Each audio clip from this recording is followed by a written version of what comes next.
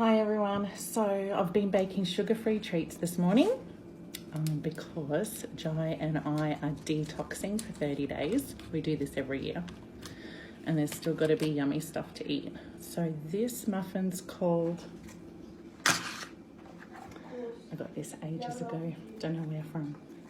This one's called Cherry and Coconut, and I didn't have the sweet cherries. I only had sour cherries in the cupboard, so I think it's gonna be foul.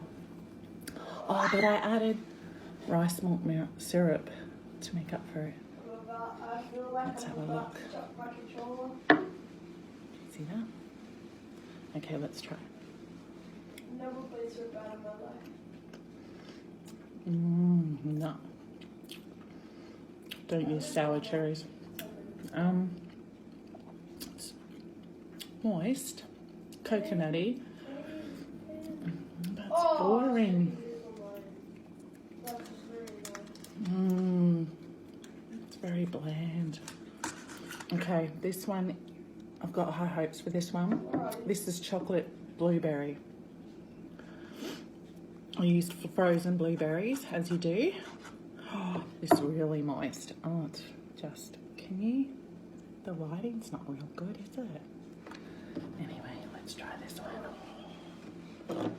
Okay, this should be good. Of course I have an inventory. I suck with inventories.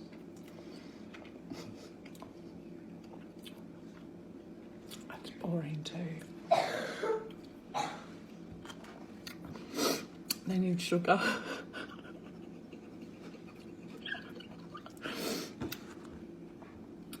You know what? I really don't enjoy muffins or cakes that are sugar-free unless they've got bananas and dates in them, because they are a really good sugar substitute. All other fruits, they just don't do it. Okay, that was a bit of a mess. I don't recommend, but I'm wondering what I can do to tweak recipes.